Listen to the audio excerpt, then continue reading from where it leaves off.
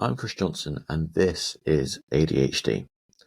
I'm late diagnosed ADHD, a senior leader and a personal change coach who works with people that want to change their lives for the better. I work with people to understand what is getting in the way of making that change and how they can not only change, but also feel good whilst they're doing that change.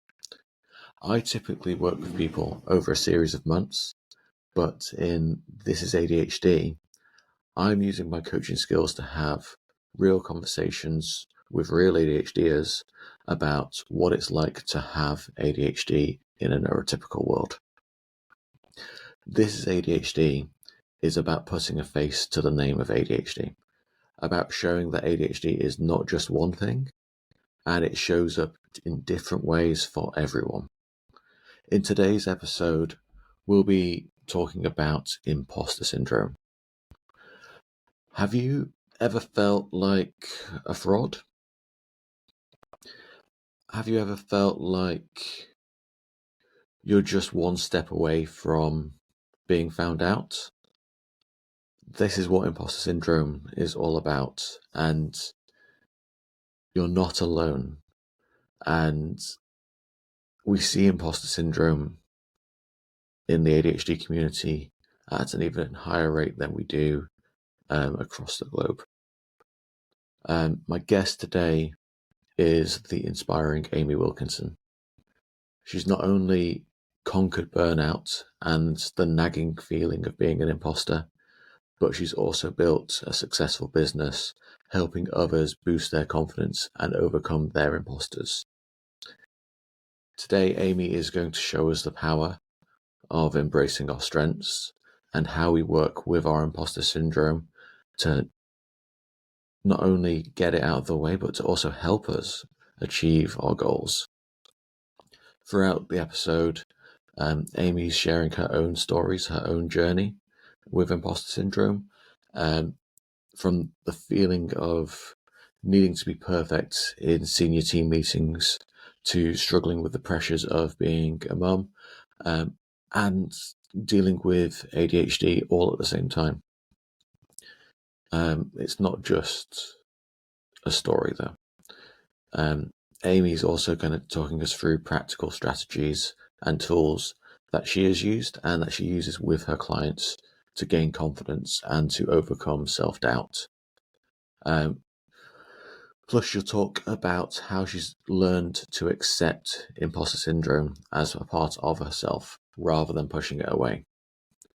So if you've ever struggled with imposter syndrome, self-doubt, or juggling the demands of ADHD, today's episode is for you. Get ready to reassess your relationship with your confidence and yourself, and join me as I learn an awful lot from our guest today, Amy.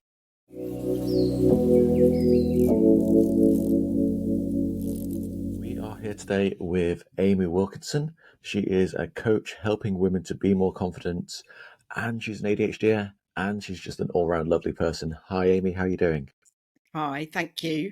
That's so lovely of you to say I'm a lovely person. As ADHDers feel that way, don't we? We all think each other's lovely. Yes. Yeah, not met a bad ADHD yet. Although that might be bias sneaking in there. Yeah. So, Amy, let's get straight into it. What do you call your ADHD? Well, it's funny because I was thinking about this because I'm really recently diagnosed even. So 4 months in. So I don't really talk about it with anybody, if I'm honest. Like, this is my coming out, Chris. Like, this is it. But we do talk about it at home quite a bit. And with my daughter, I call it mine, and because her daddy has also got a special and different brain. So I talk about it in that way. I guess in terms of the people that I do feel like I can talk to about it. So it's not like I've not told anybody, but I'm only at the point of telling people within my circle of trust, or I was, until I was coming on this podcast, and then I was like, I've got to come out in the world. So I put a post on social media a couple of days ago, and obviously everybody's been lovely, but there's just this like worry that you have inside. But with people that I trust and in my business, I attract a lot of ADHD. So we all kind of, it happens, doesn't it? We attract each other. I just call it my ADHD super brain, really, because I remember when I was first hearing more and more about ADHD, say like 2 years ago, I used to be like, oh, well, it's just a superpower, isn't it? And that offended some people because there are, it's two sides of a coin, isn't it? And I do think it is. I think it's a super brain, but I'm not sure it's a superpower, because there are absolutely things about my ADHD that have, helped me to get to where I am, and, are some of the brilliant parts of me. But also there's some like really, really difficult and frustrating parts of the ADHD. So I might, like, with people that I don't feel comfortable saying I've got ADHD, I would call it my Dixie brain, or like I'm just having a moment, or something like that. Like I, sort of just gloss over it a little bit and don't really think about it. But how it manifests for me is, I could say it's one of the most brilliant parts of me and the most frustrating parts of me. So I can do like a million things at once. I can put my hand up to anything. I feel like I'm being really arrogant saying this, but I'm one of those people that can walk in a room and light up the room, have brilliant ideas. It's helped me be really successful in what I'm doing now. But I've had years of struggle to get to that. And actually, I still struggle to keep my house tidy, make my bed, remember like my best friend's birthday. It's got even worse. My daughter started school last year. Like, how does anybody keep up with all of the emails and the things that you've got to remember, and all of that side of it? And what had been in the past for me laid by doctors and stuff as anxiety has always led me to being prone to burning out, like being all or nothing and burning out. So it is a special and different brain, and that's how I would describe it. But it's for me been learning to harness it rather than fighting it has been amazing. But it's still, I get why you don't call it superpower, because I think it can be, but it can also be like super destructive as well. Yeah, I think for me, when people kind of refer to superpowers, it's almost that thing of like there's no downside to that superpower. Yeah. And I think the cost of the superpowers in bunny ears, they're quite high, and it's almost like, I mean, this is a bit, but it's that whole, it can be our kryptonite as well. It's the energy that it gives you means that you can drive forward, do things that other people can't do. But then what people don't see is like the next day that you can't get out of bed. Because, or can get out of bed but are feeling completely frozen and can't do anything because you've used up all of that. It's the all or nothing. And but I do, I am a positive person, and as part of my coach training and stuff, a lot of what I did was around positive psychology. So I do like to look at the positives, but you can't always just do that. Like, you have to be aware of the things that are holding you back. And that's, I think, for me, getting an ADHD diagnosis has really helped me accept those parts of me alongside the superpowers. I think there was a conversation I was having earlier this week on Threads with actually the next guest on the podcast. Okay. And we were talking about the line between what you can change about yourself and what you have to accept about yourself, and knowing the difference between the two. I was saying, like, if you've got ADHD is not going to go anywhere. So how does it show up for you, and what's a realistic change for that? Yeah.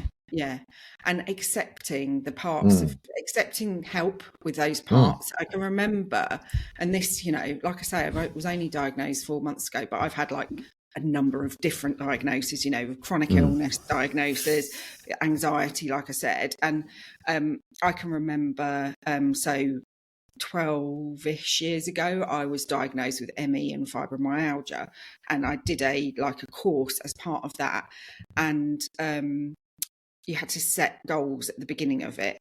And one of my, because I had like fatigue and didn't really have any energy to do anything. And one of the goals I set myself was by the end of the 6 weeks or whatever it was, 12 weeks maybe, I want to be able to iron 5 shirts a week for my husband. And then I look back on that and I'm like, whatever. By the time it was a 12-week course, by the time I'd finished that course, I'd split up with the husband, and I've never really ironed anything ever since, because I've realised, it's just not my thing. Like, it's just not what I want to be using my energy up on, and I can't be that person, and I don't want to be that person.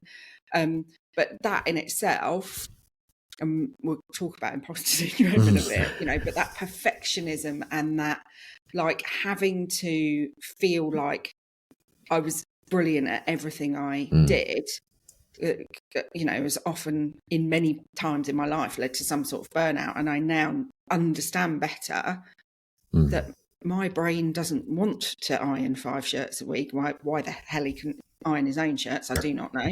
That's why we're not married anymore. But, it's just that understanding of yourself, but also being willing to accept the help, or, I just accept that I don't make my bed every day. Sometimes I do, and that's a win. But, you get all this pressure on. I saw something on social media a few weeks ago, and it was some Navy chief or something, and he was like, you have to make your bed every day because that sets you up for the day, because it sets you up for the right mindset, and blah, blah, blah. And I'm like, totally into mindset. I get the whole mind thing. I'm a coach. But I ain't ever going to make my bed every day. Like, for me, there's other things that will set me up well for the day, and it's accepting that rather than seeing what other people who may be neurotypical, may not be, do to set up their day does not make it right for you. And it's that acceptance of being different, I think. Yeah. Because immediately when I hear that of saying, oh, you've got to make your bed every single day, I hear that as, if I don't do this, I'm going to start my day on a low, and then I've got to recover from that immediate loss of not being good enough.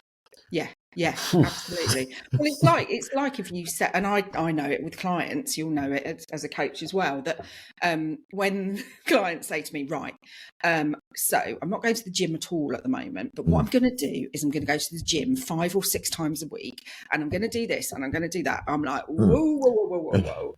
Because all you're doing is setting yourself up for a fall, isn't it? And it's like actually understanding that about yourself and accepting that actually, if I just do one small thing, then that's okay. But also, if I don't do it, it's not the end of the world. Like, don't beat yourself up. I find, and I do think that's an ADHD thing, like any ADHD traits, they're human traits, but I think we're more prone to that all or nothing mentality. But there's no point in me doing it. If I can't do it for an hour, why would I do it? Like, what? I can't fit in an hour's exercise, but you could fit in 15 minutes. Well, what's the point? I'm not going to, get dirty for 15 minutes. It's not worth it. And it's why am I not immediately good at the thing that I've just started going and I've got no experience of? I've got a great story of an ADHD friend with that one. She's literally only been diagnosed 2 weeks. When she started school, so this is, like whatever, she's in her 40s, and she's got a sister that's 2 years older than her, so her sister could obviously read, and she started school at whatever age, it would have been 5, and didn't want to go back on the second day because she hadn't learned to read on the first day. She's like, well, I can't do it, mummy, so I'm not going back. It's that, isn't it? Play. Yeah, having to be perfect straight away at everything, for sure. Yeah. No, I like that, and I don't like that about myself, but I completely resonate with that. And that's where it can be a superpower, because you can turn your hand to anything, and you can, if you're interested enough and put your mind to it enough, you can literally turn your hand to anything. But it's the beating yourself up if you can't, because there's always an element, like you can do anything with practice, can't you? But we don't want to practice. We just want to do it. Yeah, and I do want to add in the caveat here because I think this is something that is important for non-ADHDers and newly diagnosed ADHDers as well. Of you don't get to choose whether you're interested in it or not. You ready? Um, so you spent most of your life up until now not having ADHD, and I say that in speech marks of saying like you were like everyone else. So how did you kind of go from neuro bland to kind of neuro spicy? So, I mean, like you say, now in hindsight, I look back. I've looked back at the, the school reports and stuff like that, and I can see evidence of it now. But I think for me, the journey, I mentioned that burnout and the diagnosis of ME and fibromyalgia I got 12 years ago. That kind of led me on a journey of personal development. So at the time, there was lots and lots of stuff going on, and I was feeling like an imposter because I had changed. Across my career, I've always worked in the same industry. So I've always worked in the food manufacturing industry, but I started in a quality technical role. Then I moved into what's called a process development role, which is scaling new products up into the factory. Then I went into new product development itself. Didn't feel I was good enough, so I had to do a chef's course in the evenings while I was doing that. Then I moved into being a commercial manager, which is where I was 12 years ago, and I've done 2 other things since then. So I'd always thought I was a little bit flaky because I would find I'd be in a role for a couple of, maybe maximum 4 years, something like that, and be bored of it, always wanting to learn. One of my core values is all about learning.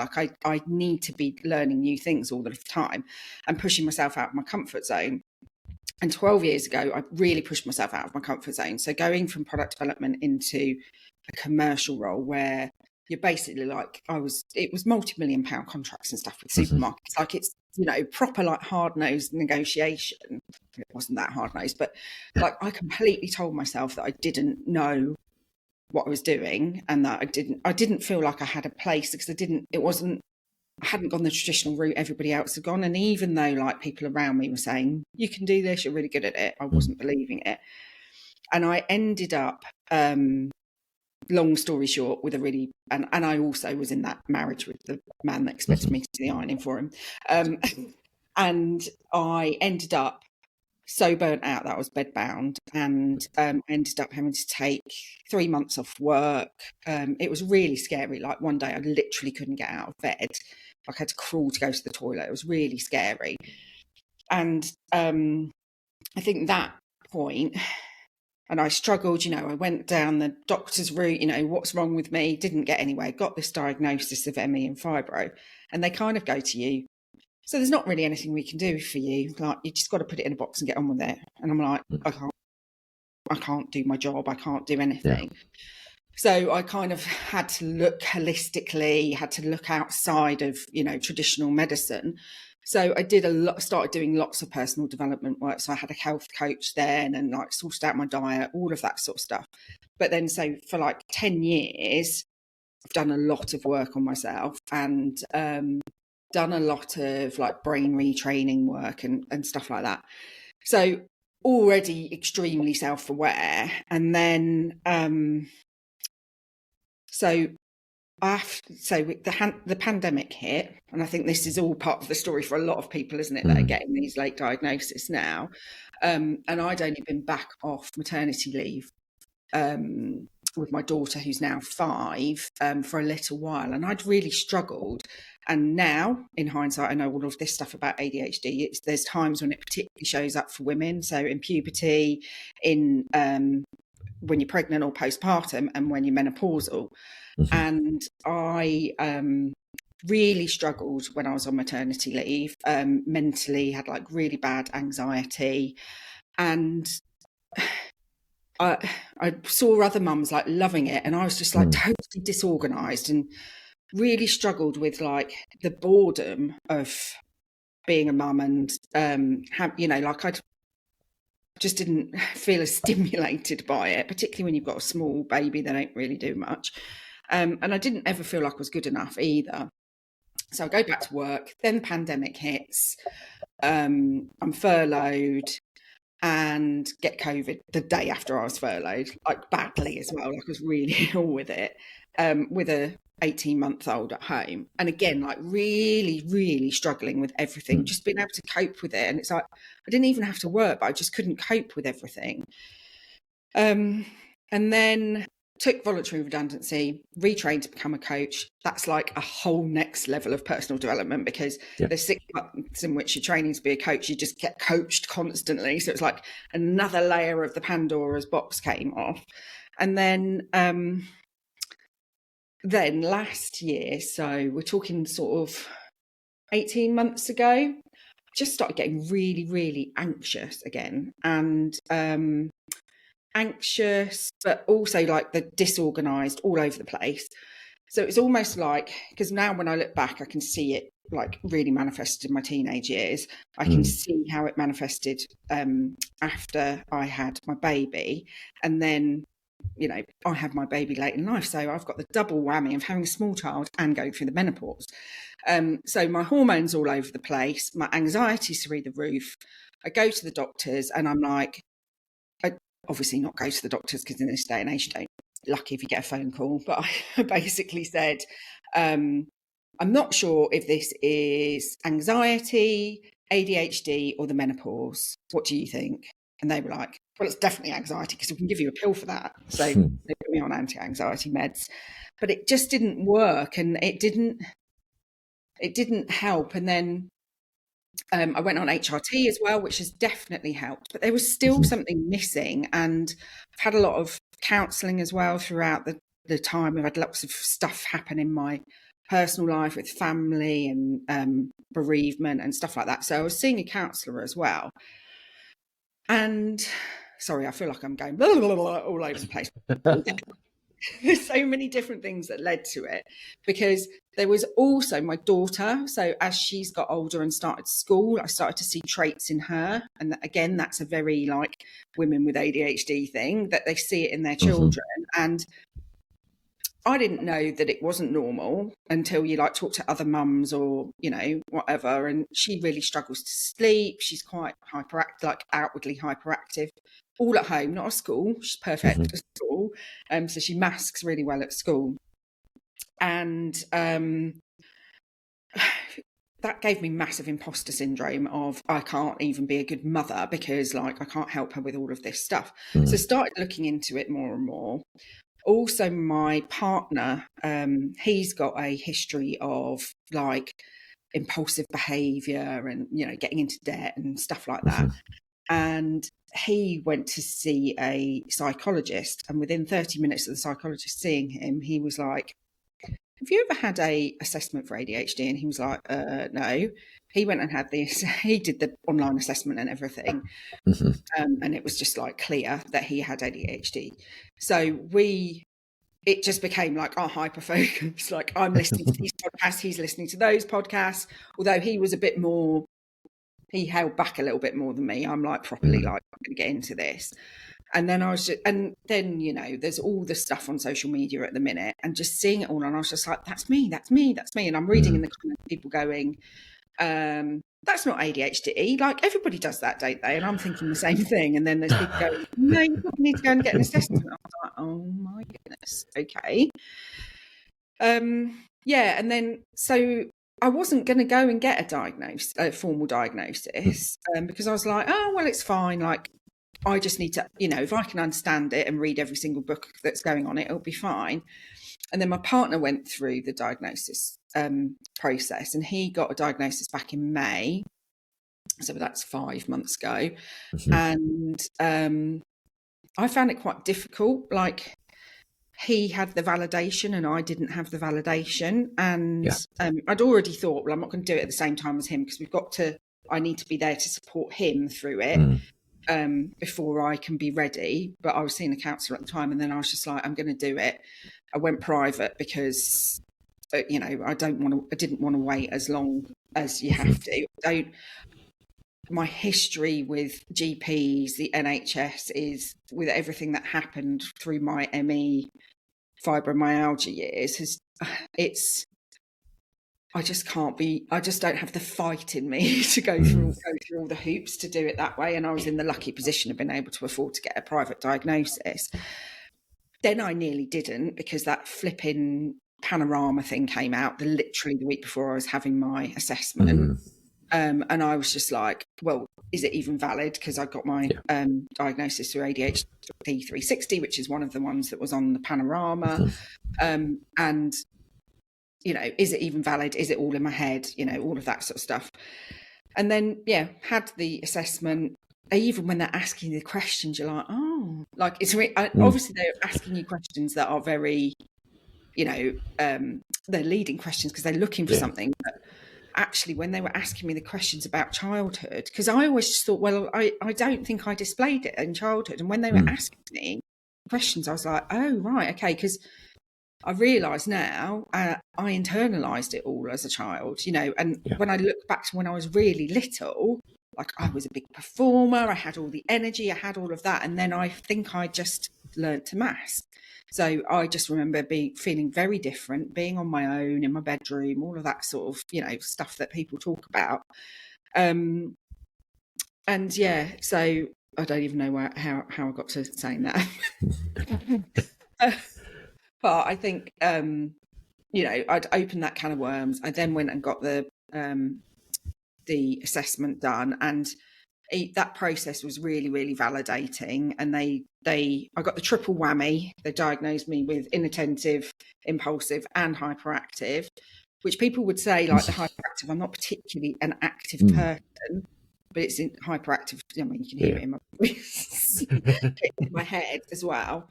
So I got the triple whammy, and then I was like, I'm not interested in being medicated, you know, because of my past experiences, and like, I will just give you some citalopram and go away kind of thing.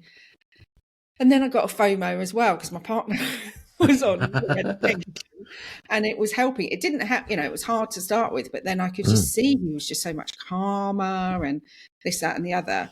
So I have tried medication, and it does make me calmer. And that in itself has been really validating for me, because if you take amphetamines and you've got a neurological brain, you're on speed. I take them and I just feel this sense of calm. So it's almost like that was the final bit of validation for me.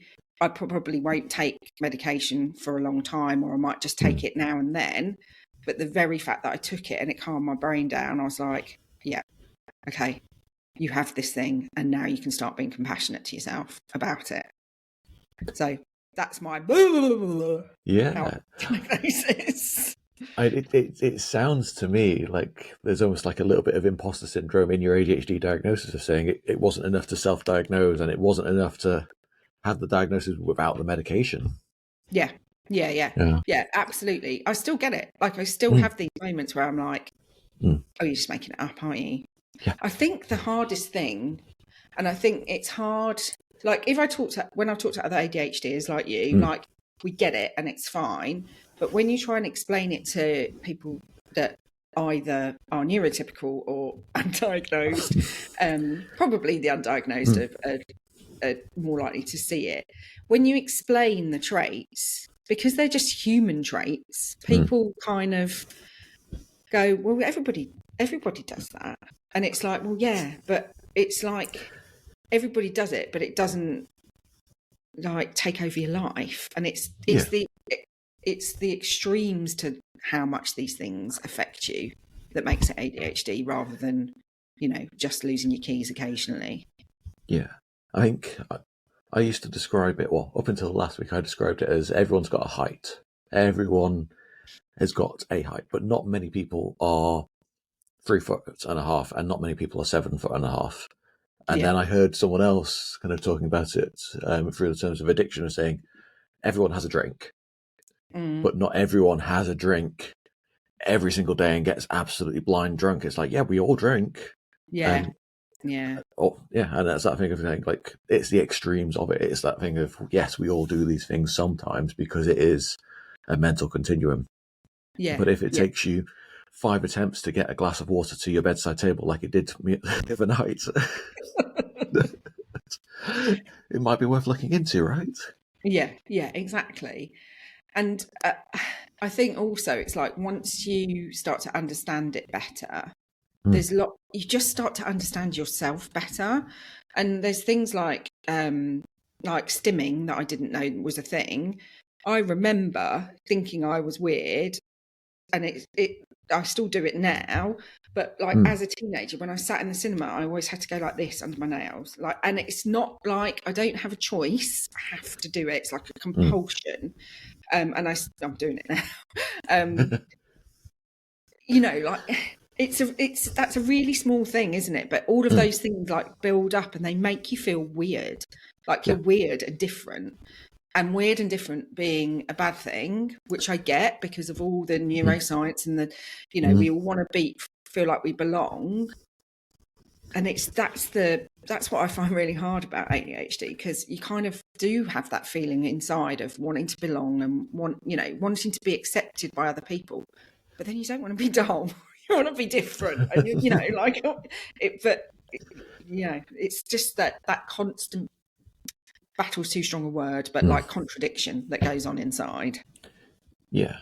I think it's almost that thing of we want to be different, we want to be special, but we don't want anyone to look at us and think about us in a different way. Yeah. We want to be, maybe we've got massive inflated egos as well. I think there's multiple things on there, isn't there? With egos, like it's either I'm the best person ever to do these things, or I have absolutely no skill at all. And I think I've just listened to the metacognition episode of the ADHD Adults podcast, and we are really bad at self-reporting on what we do. And I think that plays into it as well. That's interesting, because at the beginning when you said, how do you want me to introduce you? And I was like, I don't know. I don't know, like whatever. I should have been like award-winning podcaster, because I am, you know, like this, that, and the other. And I just went, I'm a coach, you know.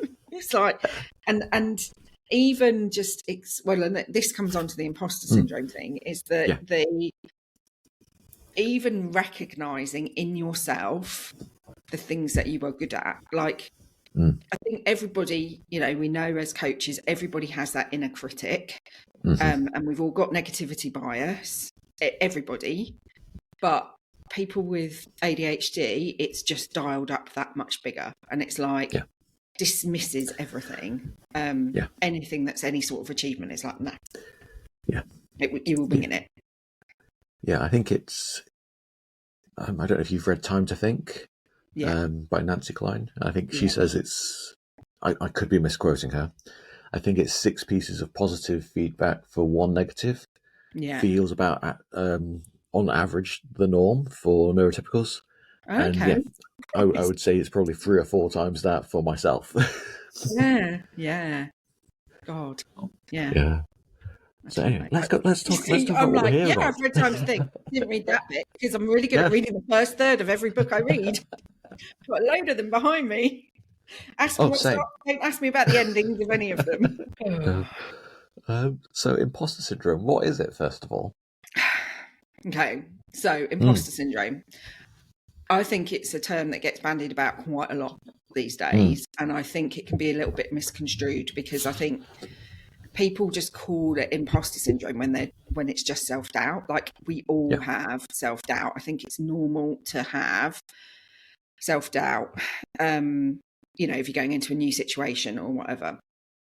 I think imposter syndrome, and this isn't like a dictionary definition, this is the Amy definition, is actually, rather than it just being ordinary self-doubt, it's like an unrelenting fear that you are going to be found out, that you're constantly feeling like you're a fraud. You know, some of the stuff that we've just talked about in terms of that, they're going to find me out. I'm just winging it. Everybody else knows what they're doing, but I'm just winging it.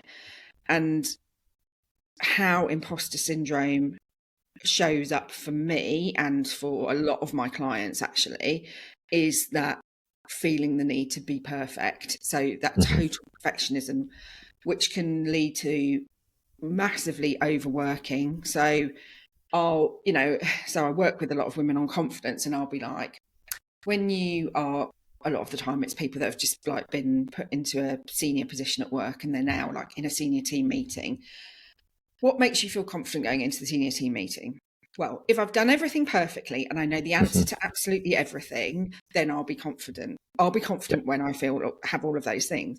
And what that actually means, well, we all know perfection, like at a like what's the word? Intellectual level. I love the fact that I couldn't think of the word intellectual.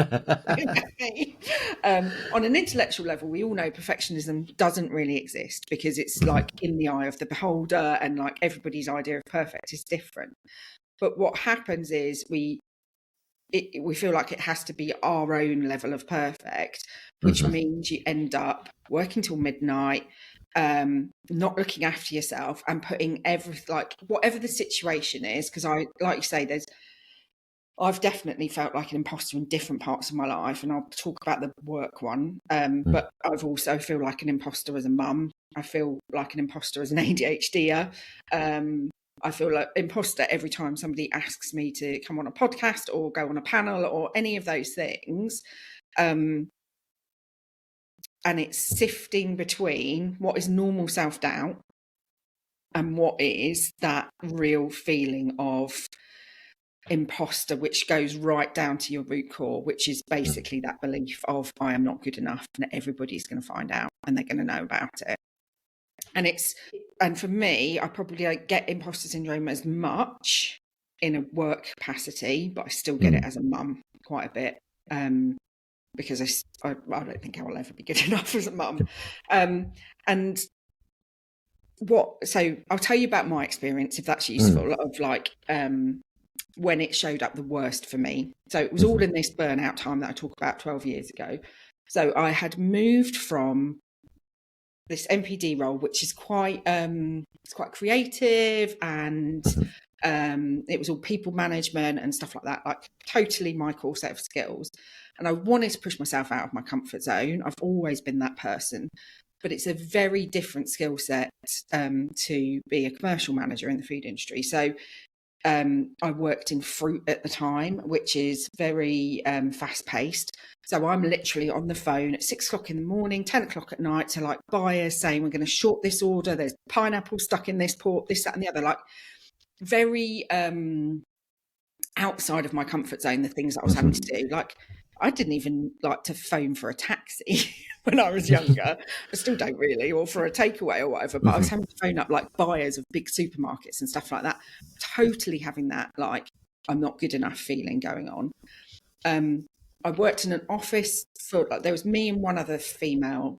I know there was a couple of female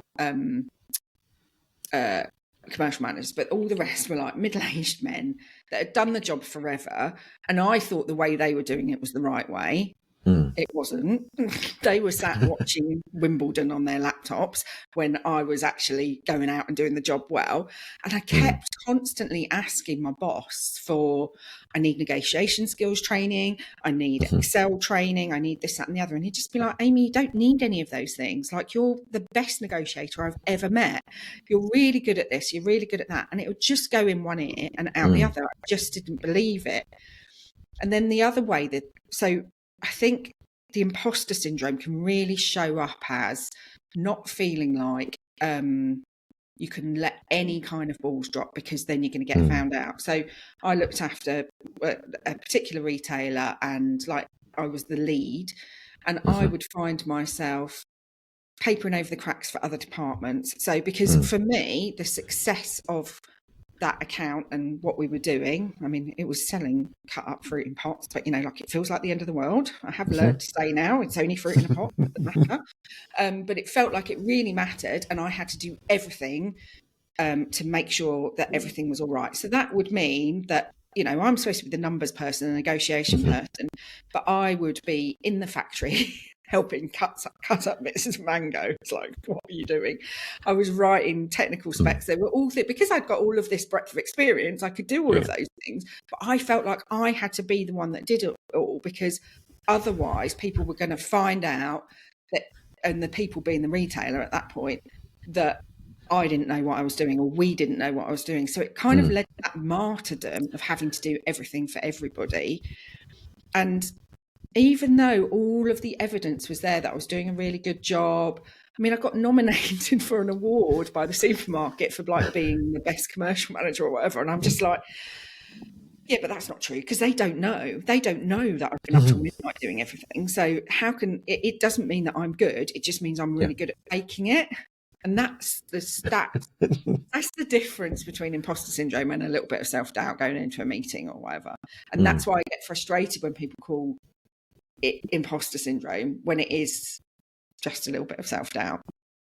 And I think, like I say, I still get it, and I still have those moments.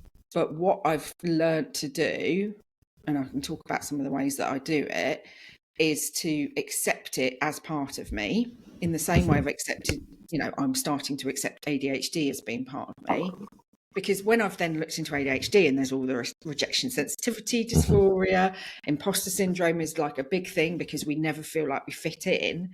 Accepting it and then working with it helps me so much more than trying to like push it away. Just accepting it's part of the human experience, and that it will come up sometimes, but noticing when it's coming up and doing something about it, I think has been different. It is the difference for me now. Yeah. So what I'm hearing is that thing of, it's this drive for perfection. It's this kind of striving for control over what is not controllable. It's this, especially within an ADHD lens, of masking your ADHD so that unconsciously you appear like everyone else and you can do the same thing as everyone else. There is, within ADHD, also like the rejection sensitivity. So any criticism kind of comes in 10, 15, 20 times harder than it could be. Yeah. The other one that I kind of had on my thoughts of around ADHD and imposter syndrome was around self-esteem as well. I don't know if you've got any reflections on that. Yeah. Because I would say it's all of those things, but it is fundamentally feeling like you are a fake. Like it's feeling, and I think the masking probably is part of that. That's why we feel like such imposters, because for so long we've masked and didn't even know we were masking.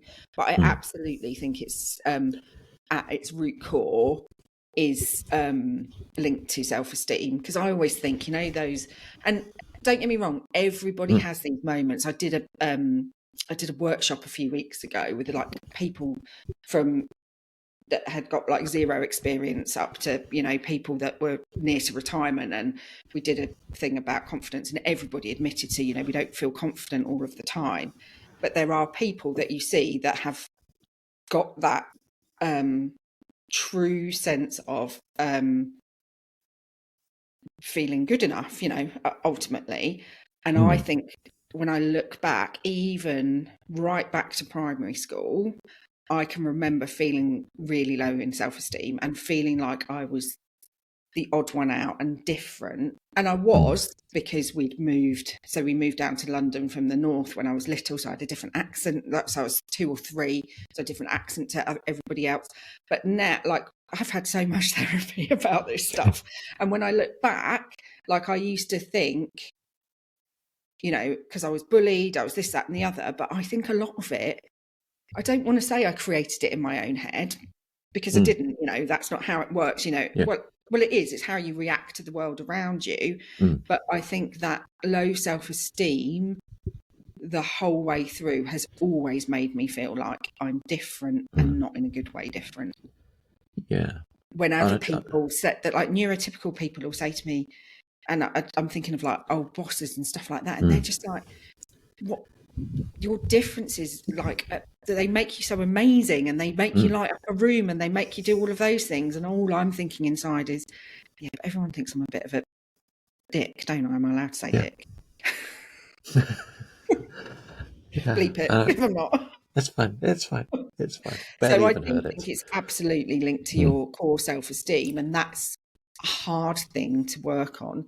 And I think that's the point, is there has to be a level of self-compassion and a level of self-acceptance to help overcome imposter syndrome. But also that acceptance has to be that it's always going to be there to a certain degree. Yeah, so what helps? So I use various techniques with myself and with clients that I work with. I think a big one for me is about gathering the evidence and like actually holding it onto it. I can remember a client very early on when I was training, and we talked about, she talked about compliments being like hot potatoes. So like somebody would give you a compliment and you chuck it away. You know, it's just like, oh, I can't hold on to that. And it's even like, we all do it. Like when people are like, oh, I really like your dress. Oh, well, I got it in a charity shop, you know, like downplaying ourselves. So actually finding ways to gather the evidence that you are not an imposter and writing it down and keeping hold of that, and sometimes making it a visual can really, really help. So I have a thing called a to-do list. I even have a book that I've got behind me that's it's a journal that I published on Amazon because I needed it for myself. So with that is a daily practice of just writing, you know, just doesn't need to take more than 5 or 10 minutes, but writing down the things that have gone well that day. And so I call them my mini to-dos. What have I done well? And then a bit of reflection on, you know, what could make tomorrow even better, maybe a little bit of gratitude, but just those little check-ins to try and change I hate using coachy words. I'm trying to think of a word that's not coachy, but narrative.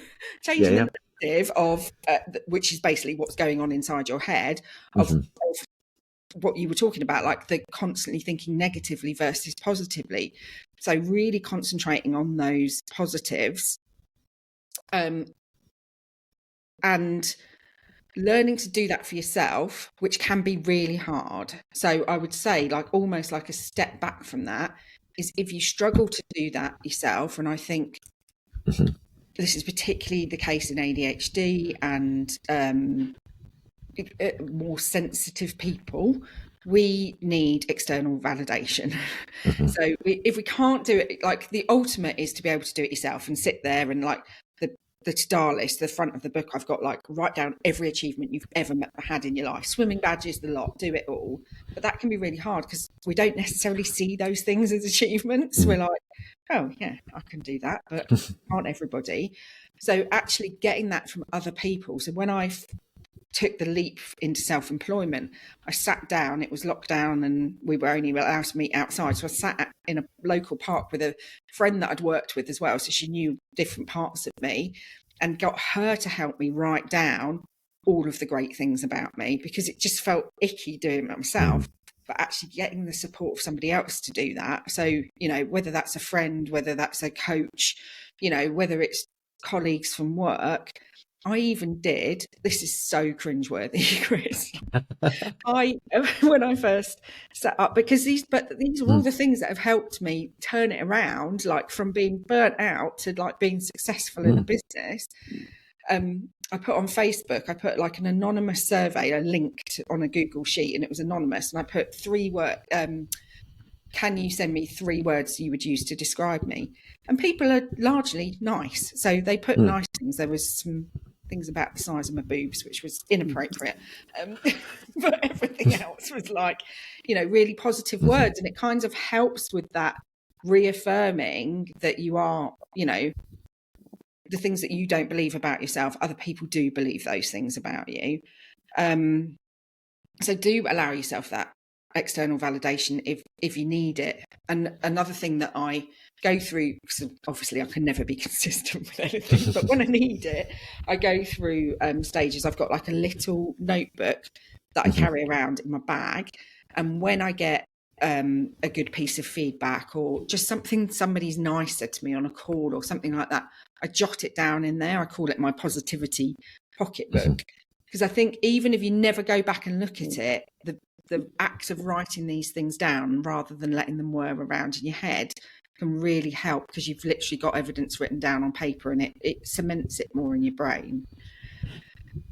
So it is all about that kind of evidence and acceptance. So I know other people that have like a board, like up on the wall and put achievements on there and stuff like that. So whatever works for you in terms of that visual reminder, or just a way of having the evidence that you're not an imposter. But I actually think, so that's all like stuff that you can do, like preventative, like to almost treat it. But it's kind of, what do you do in that moment? Because that's all well and good, but we still have those moments where we're like, oh my God, I can't believe they've just asked me to do that. Or like, they're all going to catch me out. I think that's when you need that acceptance and to be able to label it and go, oh, flipping heck, the imposter's back. So mine's called Maud, and I've named her, and she pops up in those moments, and I'll sort of like have a little conversation with Maud in my head. Thanks, Maud. Like, it's fine. Like, I know this is scary, but we'll get through it. I feel like people are going to be listening to this and watching this and be like, oh my God, what is she on about? But I think that it's the acceptance and the separation of yourself from what is an unhelpful thought in the whole imposter syndrome can be really, really helpful. So, yeah, I think it's about gathering the evidence and then working on techniques that help you in that moment where it's like full self-doubt and feeling like you can get found out going on. I've got so many notes I want to share back with you. Number one, you're Tadar. You're Tadarist. So I don't know if you know that the French for ADHD is TDAH. Oh, I didn't know that. So that's hilarious. I didn't know that. There you go. Yeah. So I was like, that is such an ADHD thing. It's beautiful. I love it. And so there's something in there for you. I'm like, well, I'm going to launch version 2 then, that's specifically for people with ADHD. Exactly. I think the other thing I was kind of capturing as well was when you were writing down about capturing your successes, something that I found really difficult when I was writing down my successes. I'm like, yeah, but everyone does that. Everyone can do this. Everyone can do that. And firstly, not everyone can. Yeah. And secondly, I got called out by my coach on this, of saying, actually, if it's a win for you, if it's something that you didn't think you could do or something that you wanted to do and you achieved it, it still counts as a win and you should be marking that as a success. Yeah. So it's not in anyone else's eyes of saying like, this is success. Yeah. It's what feels like a win for you in that moment. And I think sometimes, particularly with things like ADHD, like it can be, I got dressed when I really didn't want to. Like, I think that's the thing. It doesn't have to be like, I think, accepting that we need a certain amount of external validation is one thing, but it's like you say, it's what feels like success to you. And that's why I've got that journal, because it forces you to write down 3 things, even when you can't think of 3 things, because there will be 3 things that you've achieved in a day that don't feel like achievements. But I also think as well, like you're saying about, it doesn't feel like everyone can do that. I thought before I became a coach and did all of the work and, we just get into this whole self-development world, don't we? That I couldn't understand why. So my job after the burnout and everything, I went into marketing and stuff. And part of what you have to do is more like for own label stuff. So it's not like big TV marketing campaigns. It's like selling stuff into retailers. And I used to be really good at taking loads and loads of complex data. I'm capable of doing the data, not interested in it at all, but I can do it if I have to. But I could make that really simple. And I could like take reams and reams and reams of data and come out with 3 salient points and put them on a slide, and everybody got it and just nailed it. And I was just like, well, everybody can do that, can't they? And they absolutely can't. So that's where I think that's where the external, when I call it external validation, I think it's actually getting people to point out those things to you, and also think about what are the things that people always come to you for, like friends and stuff. So all my friends used to come to me for help with their CV and interview questions, and so that's all helped me understand myself better, that they're my strengths. But you can do online strengths tests and stuff like that as well, because that helps as well to just raise your awareness of what you're good at that other people aren't good at. Yeah. I've done a lot of strengths-based coaching, as in like I've been coached in strengths-based, and I use it in my own practice as well. I think it's that thing of saying like your strengths change over time, like every part of you, but saying actually one of my strengths is kindness, and as I kind of leaned into it, it's more and more. Of saying actually I now lead with that strength of kindness, even though it was like 5, 7, 8 months ago, and it's that thing Yeah. of like it has such an impact Yeah. because you lean into your strengths and you get the wins. Yeah. And I think that's such a learning, isn't it, for ADHD? And that's the superpower versus the weaknesses that it brings for us. If you lean into the powers, like you still need to be aware of the bits that don't work for you and, you know, get an ironing lady, which is what I ended up doing, or whatever the thing is that you really struggle with. But actually leaning into the superpower bits of it, that's when you start to shine. And when you start... And I don't mean shine in other people's eyes. I mean internally shine for yourself. So for me, like embracing all the bits. One of the big things for me, and again, it was a personality profiling thing. I did the disc profiling, you know, the colours and everything. Yeah. And that helped me accept that I love talking, performing. You know, I'm really yellow. Love performing, talking. I was like, oh, that's why I randomly launched a podcast in the middle of lockdown. That's why I actually quite enjoy speaking on stages and owning that, because I was a bit ashamed of that. Like a bit, the imposter was going, but you know, you're not good enough to stand on a stage. Well, actually, I am. I can own it, and that's that leaning into those strengths, and that's why I'm so into the strength-based stuff, the positive psychology, like. Yes, you need to be aware of your blind spots, but actually, if you can embrace the great things about yourself, ADHD or not, then you just feel more content. It's not even content. It's more than that. You know, you just feel in flow and you feel happier if you play to your strengths rather than constantly beating yourself up over the weaknesses. And I think that's been my learning about imposter syndrome, has been accepting it will always be there, but choosing not to listen to it and choosing to listen to the other bit and dial up the other bit, the bit that counteracts it. And I think that's, you know, that's made a massive difference. If I, you know, I can, you know, sit here and say I'm proud of where I've come from, you know, being bedbound 12 years ago because I was so burnt out because I felt like an imposter, to running a successful business, feeling like I'm making an impact in other people's lives. That's all been about learning to play towards my strengths and accept the parts of me that I didn't want to accept before. And that's, you know, all of that is wrapped up in ADHD, and I never knew it until a few months ago, probably a year ago, like when I got it, like before I went and got the diagnosis, but stopped, you know, self-diagnosed probably a year ago.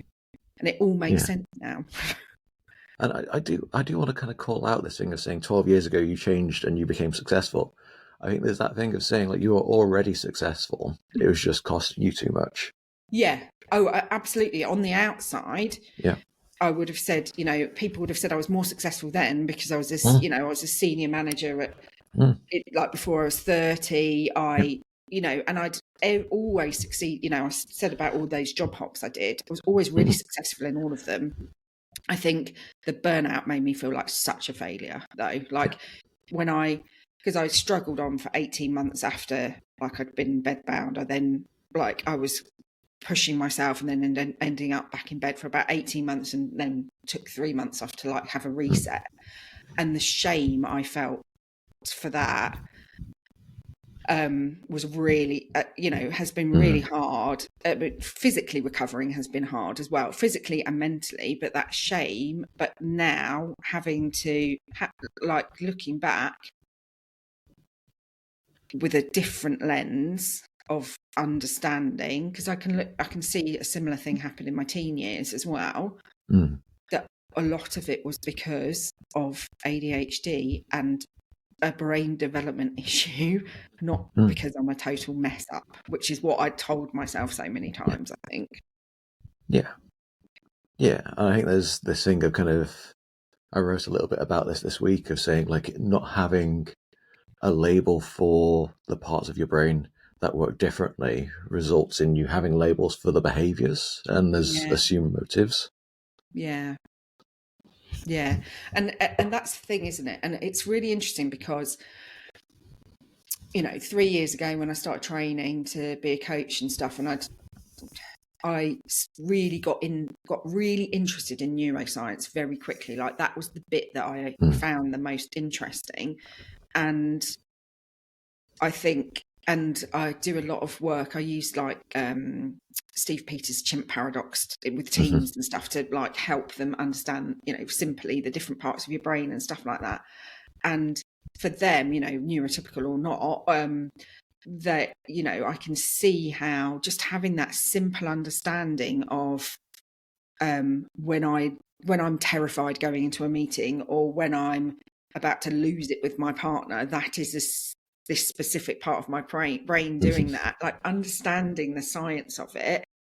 Well, for me, but for a lot of them as well, really helps to separate it from being part of your self-worth, doesn't it? It's like it doesn't because I don't want people to think it's like, oh, well, you just blame it. Like, because I worry that people think that, oh, you're just going to say it's your ADHD now. Not at all. But it's the self-compassion of understanding that rather than just beating yourself up going, oh, God, I've gone and done that again. It's more like, oh, God, I've gone and done that again. And now I know what I need to do, putting things in place. I mean, in our household, we've just done really simple things like putting a key hooks by the door so that we actually hang up our keys. Like, I know it's so a neurotypical, that's going to sound ridiculous, but it's been a game changer for us. And we hadn't thought to do that before because we were just like, well, we just lose our keys, don't we? We'll get a bit of tech and put them on our keys and then lose that, Yeah. I think it's that thing of like, you get your diagnosis, nothing else changes in your life. You still have to go to work, you still have to do the job, you still have to turn up, and you still have to look after the kids. It's that thing of like, nothing changes. It's just that thing of you don't have to feel quite so bad about yourself all the way through the day. Yeah, absolutely. Yeah, and my friend that got a diagnosis a couple of weeks ago, she was because I really did. I'm not going to lie, like the first few days after the diagnosis, and you've seen my video that I put on social media, like I really struggled like with that feeling of grief. Not blame for anybody or anything because the neuroscience didn't exist. People didn't, I was born in 1978, when I was a kid in the early 80s. I remember like it being really forward thinking that a good friend of mine at primary school got diagnosed with dyslexia. Like it just wasn't, that in itself was like, that was the only sort of neuro spicy thing that was talked about. But the grief for, if I just hadn't beaten myself up so much for the last 40 odd years, I could have achieved so much more feeling inside. But then a paradox of that is, why do I feel like I need to achieve all the time? Like sometimes a win for me, I took the day off on Friday and I watched Netflix in bed until midday. That is actually an achievement for me because the way I've always dealt with my, the hyperactivity part of me is the bit that always takes over. So when I'm not in a good place, I'll just work harder. So it's actually a massive achievement for me to be able to rest. I can only do it if I've got if I don't get out of bed, because once I'm out of bed, then I feel like I should be doing jobs. And I can't. I have to walk with the iPad around the house while I'm cleaning up or whatever. It's just like, but even that, that acceptance. So I've learned, because of everything I've learned about ADHD, if I want to fold laundry and do something boring, I need to put headphones in and have music on or a podcast on. And then I can do it. It becomes enjoyable. If I try and do it without, get halfway through and I get so bored I don't want to do it. So it is the self-acceptance bit. Yeah, I think it's that thing of like, I am constantly walking around with one headphone in now, constantly trying to find music and podcast and something just to kind of keep the brain busy whilst I'm doing the thing that I should be doing. I'm wryly smiling here because I'm like, well, at the moment I'm walking around with one in because I lost one of them the other day. Because I was like, Amy, Mm. you're on a dog walk in nature. Take your headphones out, just listen to the birds, be Oh, mindful. And I didn't have the case, and I put it in my coat pocket, and I've obviously it's been chucked in a field somewhere. So yeah, I only walk around with one in at the moment because of that too. I have got But, a product recommendation. I have got okay. one. So my Google Pixel earbuds, they track the individual earbud and tell Oh, you where it was last connected to your phone. that is good, isn't it? Yeah. I And think it my also plays a sound through it if it's still got battery as well, so you can find it. yeah, but my other half has to have that because he loses his all the time.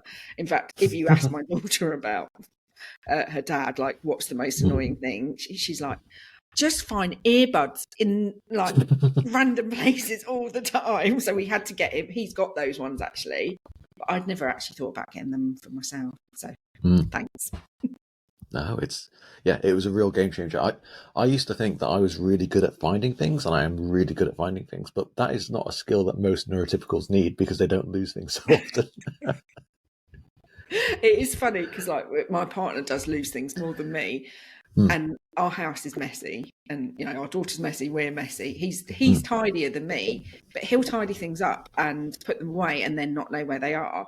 Whereas if mm, we just leave the house untidy, he'll be like, do you know where something is? And I'm like, mm, oh yeah, it's it'll be something, mm. it's like a Yeah. glass or something, or Mm. a spoon that you need. I'm like, yeah, it's in our bedroom at the back there on the left hand side of the TV, like completely not the place that it should be, but I'll know where it is. But if he tidies Mm. it up, that's it, gone. So yeah. Yeah.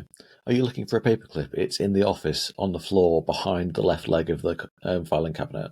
Yeah. And it's like, well, why have you never moved it? Well, I Yeah. didn't want to. I know where it is. Oh, dear. Thank you so much. I think we're kind of coming to the end as well. We've only got about a few minutes I left. know. I told And you I could talk about oh, it's myself all good. day. It's good. It's good. I think what I'd like to do now is kind of talk about like what have we learned today? And I think what I have learned is we need to accept imposter syndrome's always going to be there. We need to go out and ask other people what they think about us because we're really bad at it. And a tip that I would give to you possibly is when you're talking to Maud, is asking her what's the worst that would happen if you do mess it up. Because usually even messing it up, it might go wrong, but it's not going to be that bad. Yeah. Yeah. Yeah, that's one of my favourite questions. I even say it to my daughter, who's 5, like, what's the worst that's going to happen? Yeah. And it's never as bad as you think it's going to be. No. And what have you learned today? What should people be taking away? I think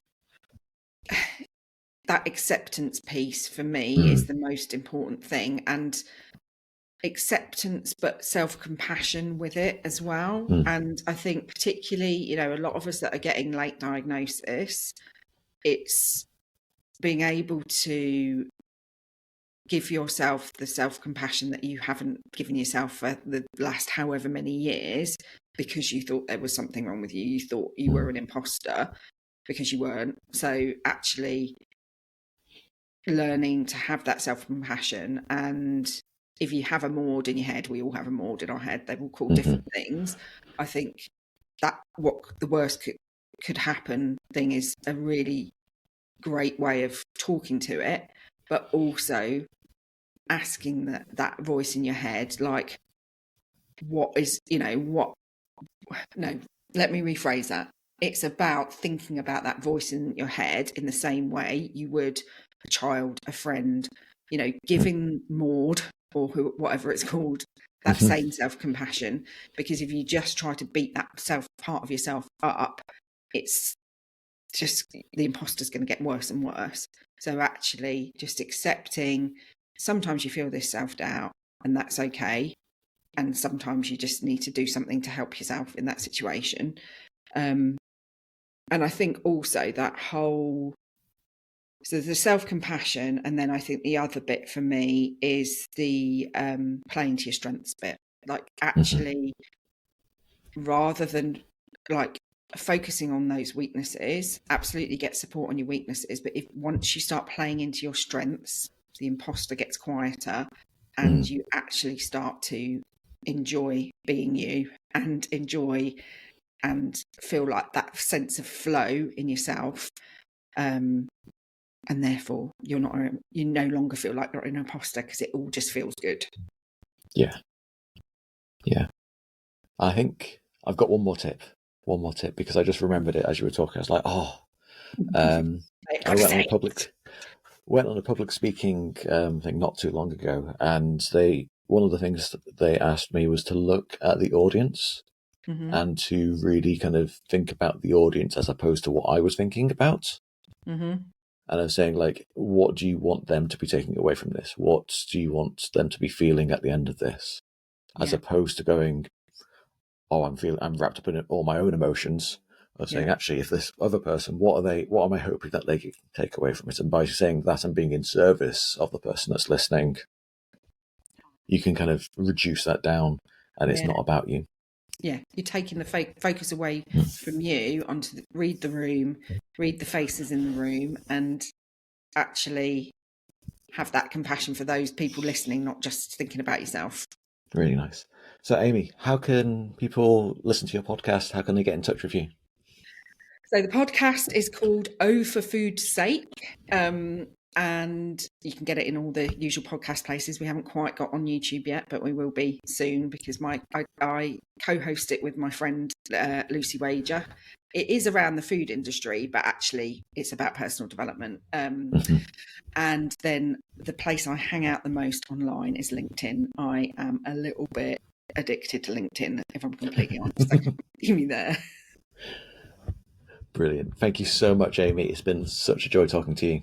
Thank you. And thank you for encouraging me to come out properly as an ADHD online. This is it. The cat is totally out the bag now. It's much funner here.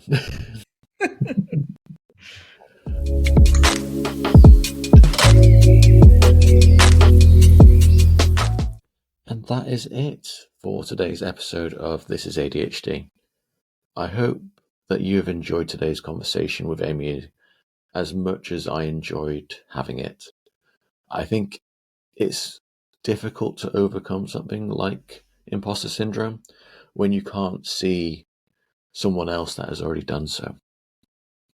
I hope that by sharing Amy's story today, that it gives you something tangible that you can hold on to in your own journey with imposter syndrome. Imposter syndrome is so rife for many of us within the ADHD community and outside of it. What really stuck out for me today was that giving the imposter a name. I think that's something that I'm going to try in my own practice, to be able to kind of distance yourself from that internal voice and being able to have that conversation with essentially yourself, taking away the power of that narrative. If you want to learn more about Amy's work and stay connected, be sure to kind of find her and follow her on social media. You can find her on Instagram at Amy Wilkinson Coach and on LinkedIn searching for Amy Wilkinson. You can also follow the podcast on Instagram and Threads. Just search for This is ADHD Podcast. This is where you'll find thoughts, updates, polls, opportunities to engage, fellow listeners. I'm really interested to kind of hear your feedback on this episode and all the other episodes. You can also find myself by searching on all platforms for The Coaching Blacksmith. Let me know if you've got any ideas for future episodes or if you want to come on as a guest. I really do love hearing from you, and I don't know if I would have continued with the podcast if I hadn't had your feedback on how valuable this has been. As always, thank you so much for joining us on This is ADHD. I hope this was an informative and engaging episode for you.